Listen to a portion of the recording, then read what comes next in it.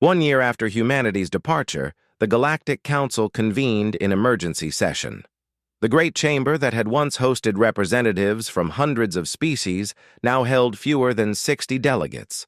Half the member species were too busy, dealing with internal collapse to attend. Council Speaker Kukstol looked out at the nearly empty chamber.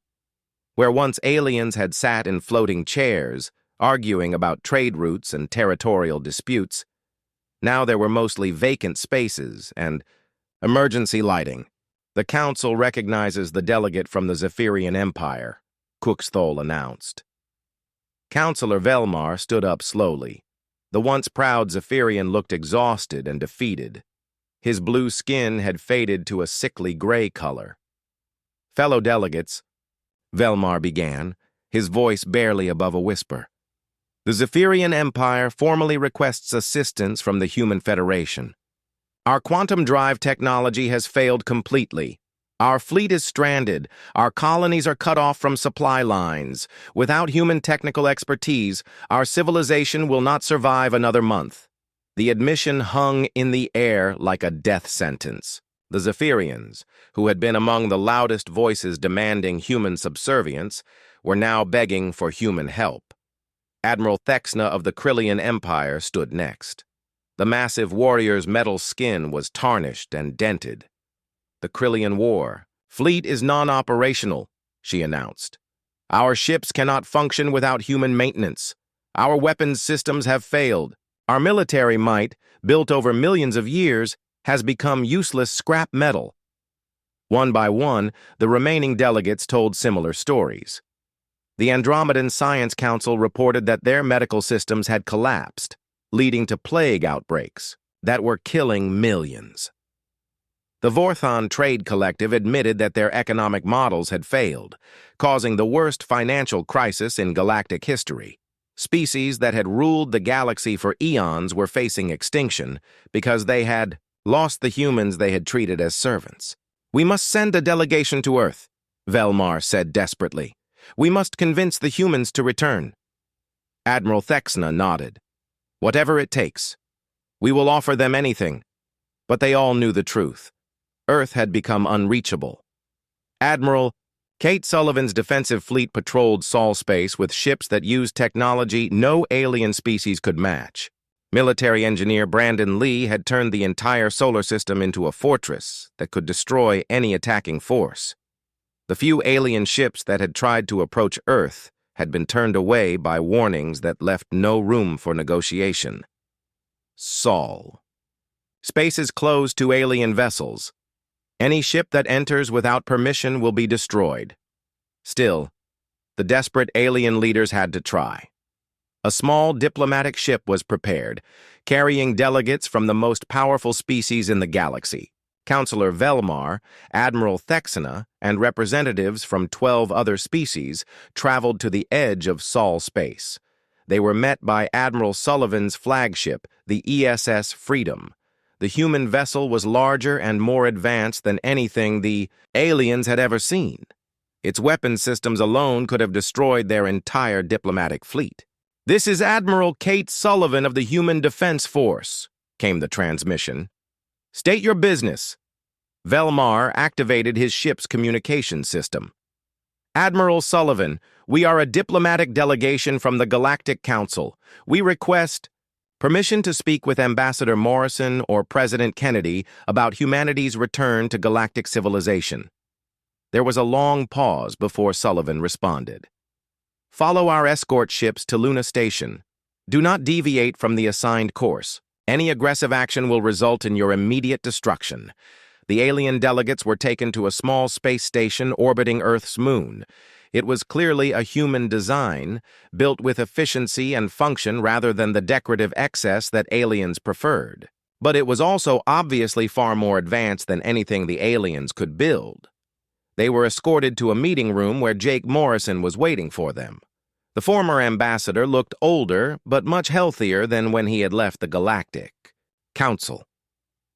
Behind him stood President Patricia Kennedy and several other human officials. Velmar fell to his knees as soon as he entered the room. The proud Zephyrian, who had once demanded that humans bow before alien superiority, was now begging for mercy. "Ambassador Morrison," Velmar said, his voice breaking. "We were wrong. We were arrogant and stupid and wrong. Galactic civilization is collapsing without humanity. Billions are dying. We need your help." Admiral Thexana also knelt, her massive form shaking with emotion. "We treated you as servants when you were our teachers. We took credit for your achievements while dismissing your value. We are sorry. Please help us." Morrison looked at the kneeling aliens with no expression on his face. He had dreamed of this moment during the darkest days of human persecution. But now that it was here, he felt no satisfaction, only sadness. "Stand up," Morrison said quietly. "We do not require anyone to kneel." The aliens rose slowly, hope flickering in their eyes. President Kennedy stepped forward. "We have watched the collapse of galactic civilization from our monitoring stations. We are aware of the suffering that has resulted from our departure." "Then you will help us?" Velmar asked desperately. Kennedy looked at the alien delegates for a long moment. Behind her, the other human officials watched silently. These were people who had lost friends and family to alien arrogance. People who had been treated as second-class, citizens for their entire lives. "The Human Federation is willing to provide humanitarian assistance," Kennedy said finally. "We will send medical supplies to worlds affected by plague outbreaks. We will provide food and basic resources to colonies that are facing starvation." The aliens looked confused. This was not what they had expected. "What about technical assistance?" Admiral Thexana asked. "What about restoring the communication networks and trade routes?" Morrison smiled sadly. "You still do not understand. You are asking us to return to the same relationship we had before. You want human labor to fix your problems while alien leaders take credit for the solutions." "No," Velmar protested. "We would treat you as equals this time. We promise." "Promises," Kennedy said, shaking her head.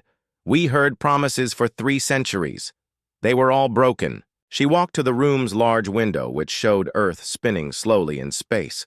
The blue and green world was surrounded by defensive stations and patrol ships that gleamed in the sunlight. "Look at what humanity has accomplished in just 1 year," Kennedy said. "Our colonies are thriving. Our technology has advanced by decades. Our people are free to reach their full potential without alien interference." It was true. The alien delegates could see it in the space stations, the advanced ships, the confident bearing of the human officials. In 1 year of independence, humanity had achieved more than they had in decades under alien rule. "We have moved beyond you," Morrison said gently. "We are no longer the species that needs your approval or your permission. We are no longer willing to be your servants." "Then what do you want?" Velmar asked. Kennedy turned back to face the aliens. "We want you to solve your own problems. We want you to learn to function without depending on others to do your hard work. We want you to grow up." Morrison stepped forward. "When you are ready to join us as true equals, not as masters seeking servants, you will be welcome. When you have learned to stand on your own, to solve your own problems, to take responsibility for your own failures, then we can talk about partnership." The alien delegates looked at each other in despair. They had come seeking a return to the old system. Instead, they were being offered a challenge that seemed impossible. "How long?" Admiral Thexana asked. "How long do we have to prove ourselves?" "As long as it takes," Kennedy replied. "There is no timeline. There are no specific requirements. When you have truly learned to value cooperation over domination, equality over hierarchy, you will know it, and so will we." Morrison walked to the door. "Your ships will be escorted back to the edge of Sol space. Remember, humanity is not gone. We are just waiting for you to become worthy partners instead of demanding masters." As the alien delegates were led away, Kennedy looked out at the stars. Somewhere out there, entire civilizations were struggling to survive without human help. It was painful to watch, but necessary. Humanity had tried for 3 centuries to change the galaxy through example and service. That had failed. Now they would change it through absence and independence. The galaxy would learn, eventually, or it would not survive. Either way, humanity would be ready when the time came to build something better among the stars. The last transmission from Earth to the dying Galactic Council was simple. We are here when you are ready to join us as equals. Until then, good luck. Captain Jake Morrison stood at the large window of his ship and watched the huge space station grow bigger as they got closer. The station was called the Galactic Council Hub, and it was the most important place in the galaxy. Jake had never seen anything so big. The station was made of metal and crystal that shined in the light of nearby stars. Ships from dozens of different alien races flew around it like bees around a hive. Jake felt nervous but tried not to show it. His crew was watching him, and they needed to see their captain stay calm. This was the biggest moment in human history, since they first learned to travel faster than light 50 years ago. For the first time ever, humans had been invited to speak to the Galactic Council. But Jake knew this was not really an invitation. It was more like being called to court. Lieutenant, Amy Foster walked up to him holding a datapad. She was young but smart, and Jake trusted her completely. Amy had been working all night to learn everything she could about the council and the alien races that ran it. Captain, I have the information about tomorrow's meeting, Amy said. Her voice was steady, but Jake could tell she was worried too. What do they want to talk about? Jake asked, even though he already knew the answer.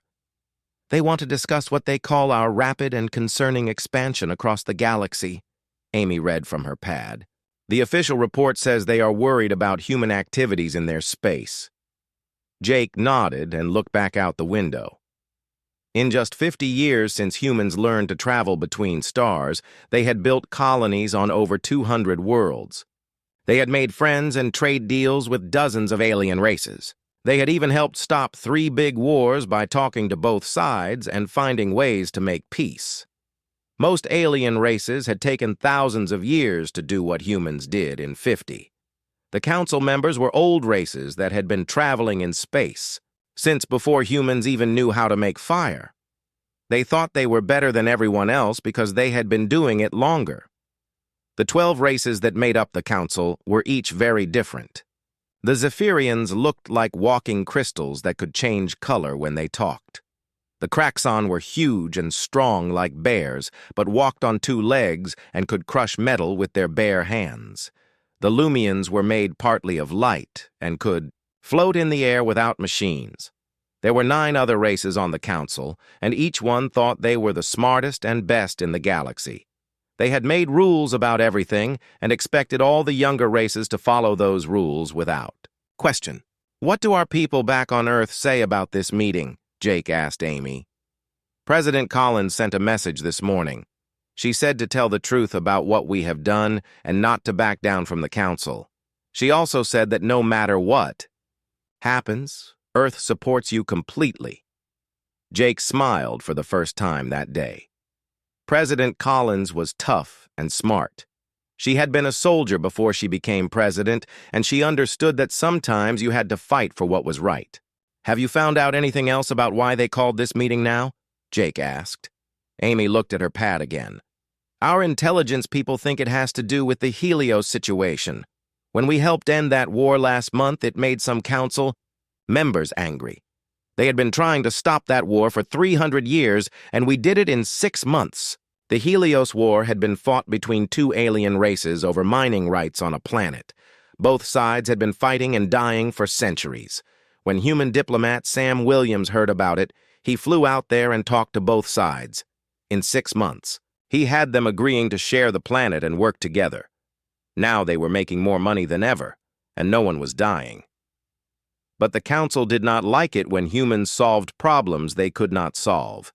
It made them look bad, and they did not. like that at all. Captain, there is something else, Amy said quietly. I have been reading the old council records. Every time a new race joins the galactic community, the council puts limits on them. They decide how many colonies they can have, where they can trade, and what they can do. They have never had a race expand as fast as we have. Jake understood what Amy was not saying. The council was going to try to put humans in a box and keep them there. They would try to stop human expansion and limit what humans could do in space. How many ships do we have in this system? Jake asked. Just us, Captain. The council said only one ship could come to the meeting. That was another bad sign. Usually, when races met to talk, they brought fleets to show their strength. The council had made sure humans could only bring one small ship. They wanted to show that humans were weak and alone. Jake looked around his ship. The Earth's Pride was a good ship with a good crew, but it was tiny compared to the council station. His crew of 50 humans would be facing representatives of 12 alien races that controlled thousands of star systems. But Jake was not afraid. Humans had always been good at facing bigger enemies and finding ways to win. They had done it on Earth for thousands of years, and now they would do it in space. Amy, send a message to all our colonies and trade partners. Tell them what is happening here. If the council tries to limit us, I want our friends to know the truth. Yes, sir, Amy said, and hurried away to send the message. Jake looked out the window one more time as their ship moved toward the docking bay of the council station. Tomorrow he would stand alone in front of the most powerful beings in the galaxy. They would try to make him feel small and weak. They would mock humans and call them children who did not understand how the galaxy really worked. But Jake had a plan. He would listen to everything they said. He would let them talk and complain and make their demands. And then he would show them something they had never seen before. He would show them what happened when you underestimated humans. The council chamber was like nothing Jake had ever seen before. The room was shaped like a giant ball with no floor or ceiling that he could understand.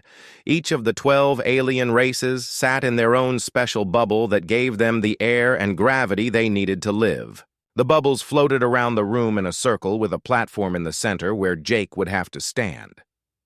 Jake walked slowly to the center platform wearing his simple blue uniform.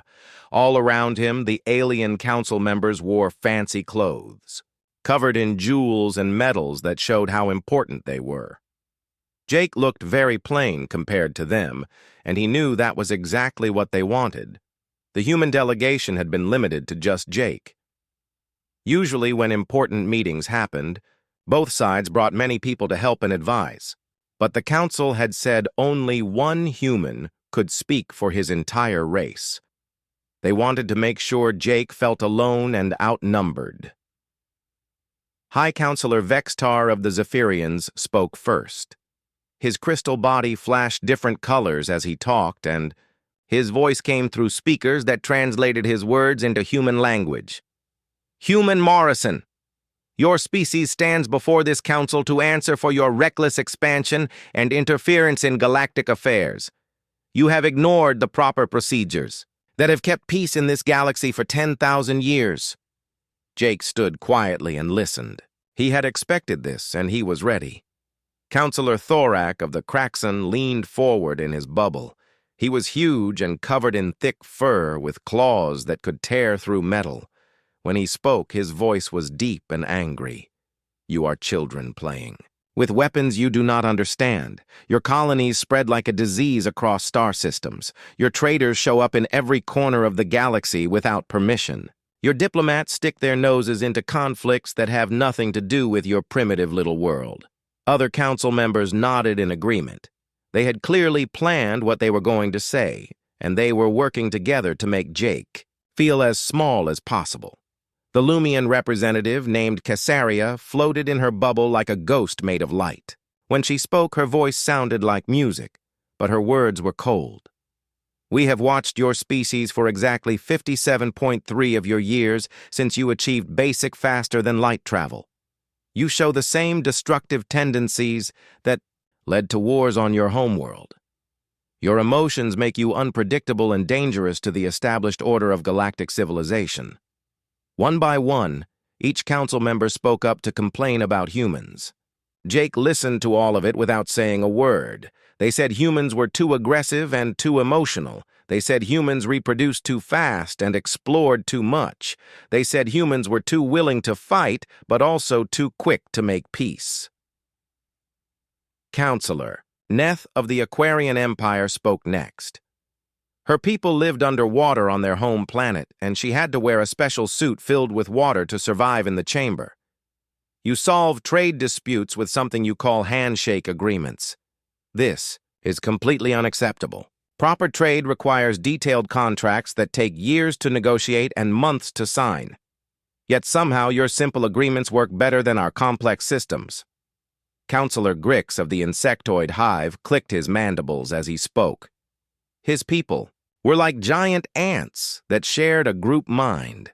Your conflict resolution methods are impossibly simple and should not work. You end wars by convincing enemies to have a beer together. This is not how civilized beings conduct diplomacy. Yet somehow these primitive methods succeed where our advanced techniques fail. The complaints went on for hours. Each alien race took their turn to explain why humans were a problem that needed to be controlled. They talked about human colonies that should have failed but somehow became successful. They mentioned human diplomats who solved problems that had puzzled the Council for centuries. Counselor Zixron of the Arachnoid Collective spoke with a voice that sounded like clicking metal. The humans established a colony on Kepler 442b in just 18 months. Our survey team spent 50 years studying that world and determined it was completely unsuitable for life. The atmosphere was wrong, the soil was poisonous, and the weather was too harsh. Yet somehow these humans not only survived but created a thriving agricultural center that now supplies food to 6 different star systems. Their expansion rate is completely unprecedented, added Counselor Morden of the silicon-based constructors. His people were made of living rock and spoke very slowly. Where we establish 1 colony per century after careful planning and terraforming, they establish 10 colonies per year. They adapt to environments we would never consider habitable. They find resources where our most advanced surveys detected nothing useful. High Counselor Vexi Tar's crystal body pulsed with frustrated energy as he spoke again. Most disturbing of all is their attitude toward established galactic law and custom. They ignore our procedures for first contact with new species. They make trade agreements without proper council oversight. They interfere in local conflicts without authorization. They act as if the rules that have governed this galaxy for millennia do not apply to them. The other council members made sounds of agreement. Some clicked, some hummed, and some made noises that the translation system could not convert into human language. Counselor Yelix of the energy beings spoke through a special device since his people had no physical form. Their reproduction rate and colonization speed threaten the careful balance we have maintained. In 50 years, they have established more successful colonies than most races manage in 1,000 years. At this rate, they will outnumber established species within a few centuries. They also refuse to accept their proper place in the galactic hierarchy, added Counselor Thane of the Reptilian Federation. New races are supposed to serve as junior partners to established civilizations for at least 500 years before being granted full independence. Humans began acting as equals from the moment they achieved faster-than-light travel. Jake continued to stand silently as the accusations piled up. Everything they said was true in a way. Humans had expanded fast, made simple agreements, and solved problems quickly. But the way the council talked about it made it sound like these were terrible crimes instead of good things. The mockery was getting stronger as each council member tried to outdo the others in explaining how primitive and dangerous humans were. They seemed to forget that Jake was standing right there listening to every word. Finally, High Counselor Vex Tar spoke again, and his words carried the weight of official council judgment. Therefore, after careful consideration of the evidence, This council proposes immediate and severe restrictions on human expansion and activities. Your colonies will be limited to your current star systems, with no further expansion allowed. All human trade agreements will require council approval before they can take effect. Your diplomatic activities will cease entirely, and any conflicts involving other species will be handled by proper council representatives. The chamber fell completely silent. All eyes turned to Jake as the council waited to hear how humanity would respond to these crushing limitations. They expected him to beg or argue or get angry. They thought he would try to negotiate or make promises to change human behavior. But Jake just stood there calmly and waited. He had listened to everything they had to say, and now it was his turn to speak. The council had made a big mistake in their mockery, and Jake was about to show them exactly what that mistake was. The council session continued as more alien representatives took their turns to speak against humanity. Jake noticed that each species seemed to be trying to outdo the others in showing how much they disapproved of human activities. What bothered him most was how they talked about human successes as if they were failures. Counselor Zixron of the Arachnoid Collective clicked his mandibles loudly before speaking. His people looked like giant spiders, and their cities were built in massive webs between planets. The human colony on Kepler 442b is a perfect example of their reckless behavior. Our best scientists and survey teams spent 50 years studying that world. We used the most advanced equipment in the galaxy to analyze the soil, atmosphere, and weather patterns. Every test showed that the planet was completely uninhabitable. The spider-like alien gestured with 4 of his 8 arms as he spoke. The atmosphere had too much methane. The soil contained toxic metals that would poison any crops. The weather included acid storms that could melt through our strongest materials. We classified it as a dead world and moved on to survey other systems. Yet somehow, Zixran continued with obvious frustration, a group of human colonists landed there with basic equipment and not only survived, but thrived. In just 2 years, they had built a city of 50,000 people. In 5 years, they were exporting food to other worlds. Today, that supposedly dead planet feeds 6 different star systems and has become one of the major agricultural centers in this sector of the galaxy. Counselor Morden of the silicon-based constructors spoke next. His people were made of living rock and crystal, and they thought very slowly and carefully about everything. The humans accomplished this impossible feat by ignoring all proper procedures for planetary development. They did not spend decades studying the environment. They did not terraform the atmosphere or engineer the soil. They simply adapted to conditions that should have killed them within days. They grew crops in the toxic soil by mixing it with compost made from their own waste. They built shelters that could withstand the acid storms using local materials and simple engineering. They learned to predict the weather patterns and used them to their advantage instead of fighting against them. The rock-like alien paused for a long moment before continuing. Most disturbing of all, they did this without asking for help or permission from any established galactic authority. They simply looked at a world we had declared uninhabitable and decided to make it work anyway. High Counselor Vextar's crystal body flashed angry red colors as he spoke again. This pattern of ignoring established wisdom and proper procedures repeats itself across all human activities. Their conflict resolution methods are equally primitive and should not work under any rational analysis.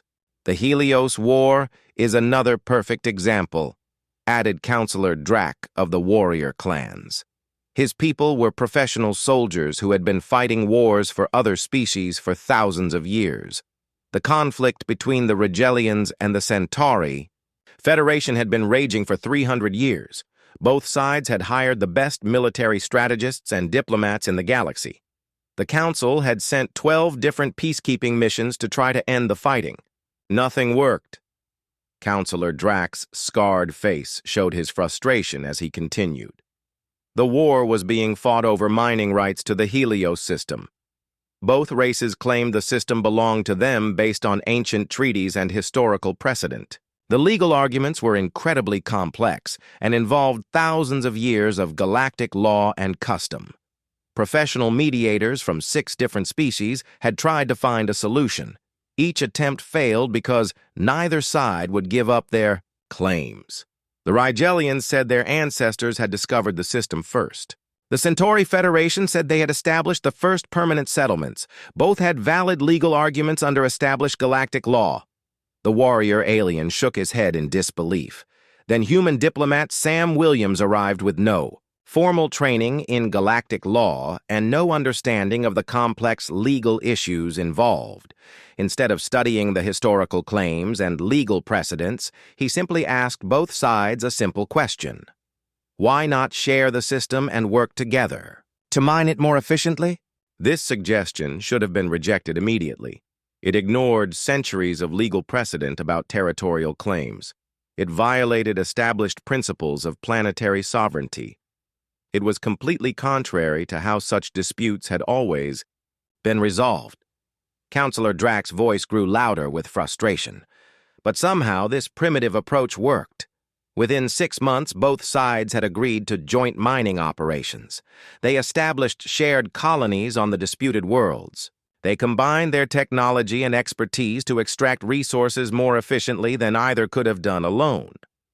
Today, the Helios system produces more wealth than it ever did during the centuries of war. Counselor Neth of the Aquarian Empire spoke up from her water-filled bubble. The humans achieved this success by completely ignoring proper diplomatic protocols. Williams did not spend years studying the legal issues. He did not consult with council experts on territorial disputes. He did not follow the established procedures for mediation that had been developed over thousands of years of galactic civilization.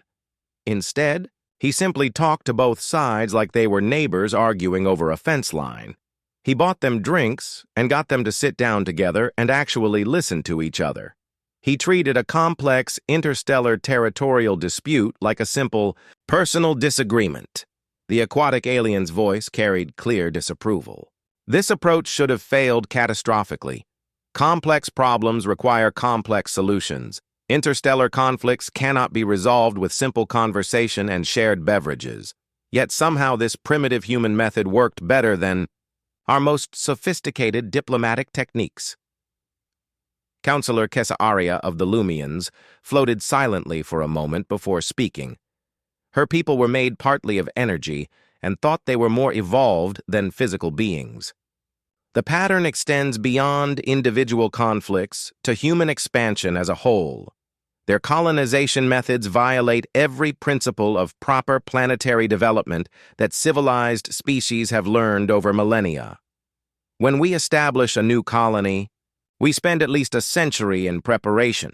We send survey teams to study every aspect of the target world. We design detailed terraforming plans to make the environment suitable for our people. We build the necessary infrastructure before sending any colonists. Humans simply load people and supplies into ships and fly to worlds that look interesting. They land without proper preparation and figure out how to survive as they go. This approach should result in massive failure rates and countless deaths. The energy being's voice carried obvious confusion. Instead, their colonies have a higher success rate than ours. They adapt to local conditions instead of changing those conditions to suit them. They find ways to use local resources that our surveys missed completely. They establish thriving communities in places where our careful planning said life was impossible. Most disturbing of all, Kesaaria continued, they do all of this while maintaining their chaotic emotional nature. They make decisions based on feelings instead of careful analysis. They take risks that no rational being would consider. They trust strangers and make agreements based on personal relationships rather than detailed contracts. High Counselor. Vextar pulsed with frustrated energy as he summarized the Council's position. Every aspect of human behavior contradicts the wisdom that has guided galactic civilization for 10,000 years. They are unpredictable, emotional, and reckless. They ignore established procedures and make up their own rules as they go. They should be a minor species struggling to survive in a galaxy they do not understand. Instead, they have become one of the most successful and influential species in known space in just 50 years. Their methods work better than ours despite being completely contrary to everything we know about proper civilization. The crystal being's final words carried the weight of official council judgment. Therefore, this council has no choice but to impose strict limitations on human activities. Their chaotic influence must be contained before it destabilizes the entire galactic order that has maintained peace and prosperity for millennia. Jake had listened to everything without speaking. Now he understood exactly what was happening. The council was not really afraid that humans were dangerous or destructive. They were afraid that humans were too successful and that other species might start copying human methods instead of following council rules. The silence that followed Jake's words was unlike anything the council chamber had ever experienced. For 10,000 years, this room had been filled with the sounds of debate, argument, and discussion as the galaxy's most powerful species made decisions that affected billions of lives. Now it was so quiet that Jake could hear the gentle hum of the life support systems, keeping each alien representative alive in their environmental bubbles. High Counselor Vextar's crystal body had stopped flashing colors entirely. The Zephyrian leader who had spoken so confidently just minutes before now seemed frozen in place, unable to find words to respond to Jake's challenge. Around the chamber, other council members shifted uncomfortably as they realized that the human had not just defended his species, but had exposed fundamental flaws in their entire system of governance. Jake stood calmly in the center platform, his hands clasped behind his back, waiting to see if any of the council members would respond.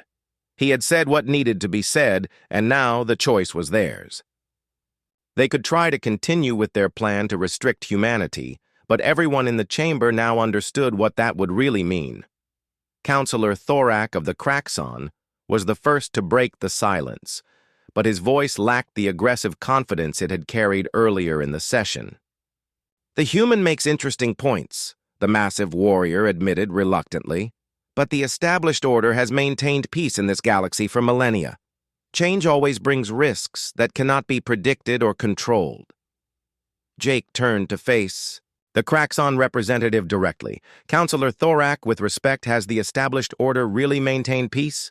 When I studied the history of this galaxy before coming here, I found records of over 300 major wars that have been fought in council space during the past 1,000 years. That averages out to one major war every 3 years. Jake's words hit the chamber like a physical blow. Several council members began checking their own records to verify what the human had said.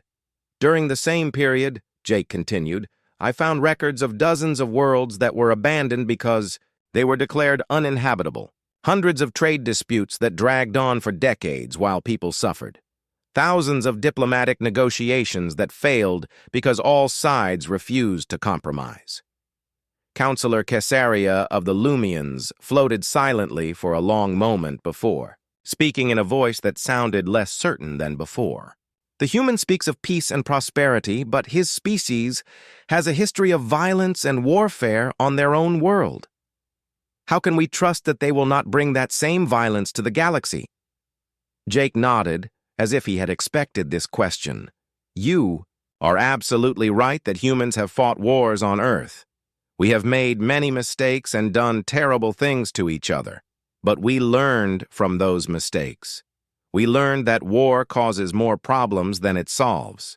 We learned that cooperation creates more wealth than competition. We learned that differences between people can be strengths instead of weaknesses. Most importantly," Jake continued, "we learned that just because something has always been done one way does not mean it is the best way to do it. We learned to question our old methods and try new approaches when the old ones were not working." Counselor Morden of the silicon-based constructors spoke very slowly, as his people always did. "The human suggests that our methods are flawed, but these methods have been developed over thousands of years by the most advanced civilizations in the galaxy. How can a species that has only had space travel for 50 years claim to have better solutions? Jake smiled for the first time since entering the chamber. Counselor Morden, sometimes being new to a problem can be an advantage. When you have been doing something the same way for thousands of years, it becomes very hard to see other possibilities. You get so used to your methods that you stop questioning whether they are actually working. Humans do not have thousands of years of established procedures to follow. When we encounter a problem, we have to find a solution that works right now with the resources we have available. We cannot spend decades debating the proper approach because we do not have decades to spare. Jake gestured around the magnificent chamber.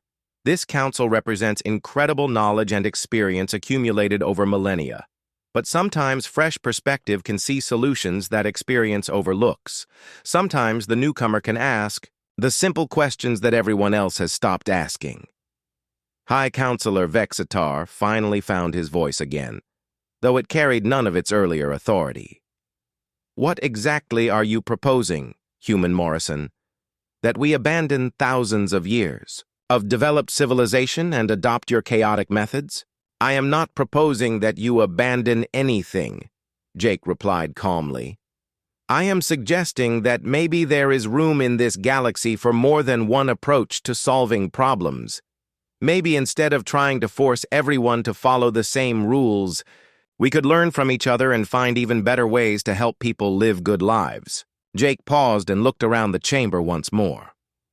You could restrict human activities and try to force us to follow your established procedures, but that would mean losing the opportunity to learn from our different approach. It would mean giving up the chance to combine your accumulated wisdom with our fresh perspective to create something better than either of us could achieve alone. Counselor Neth of the Aquarian Empire spoke quietly from her water-filled bubble. And if we do not restrict human activities, what assurance do we have that your species will not continue to disrupt the established order? Jake's response was immediate and confident. I can guarantee that humans will continue to do exactly what we have always done. We will keep building colonies on worlds that others think are impossible to colonize. We will keep making friends with species that others think are too different to understand. We will keep finding simple solutions to complex problems that others think require complex procedures. We will keep exploring new worlds and trying new approaches and asking questions that others have stopped asking. We will keep believing that differences between people make us stronger rather than weaker. And we will keep working to create a galaxy where everyone has the chance to live a good life, regardless of what species they belong to. Jake's final words carried the quiet confidence of absolute certainty. You can choose to see this as a threat to your authority or as an opportunity to make the galaxy a better place for everyone. But either way, this is who humans are, and this is what we will continue to be. The silence returned to the chamber, but this time it felt different. The council members were no longer sitting in judgment of humanity. Instead, they were forced to examine their own methods and question whether their ancient ways were truly the best ways. High Counselor Vextar spoke one final time, his voice carrying a note of resignation. The council will need to consider these matters carefully before making any final decisions about restrictions on human activities. Jake nodded respectfully. Of course, Counselor, but while you consider and debate and deliberate, humans will continue doing what we do best. We will keep building and exploring and making friends and solving problems, because that is who we are, and no council decision can change that. As Jake walked calmly from the chamber, the most powerful beings in the galaxy sat in stunned silence, forced to confront the uncomfortable possibility that the youngest species in their community might have something important to teach them about how to build a better future for everyone.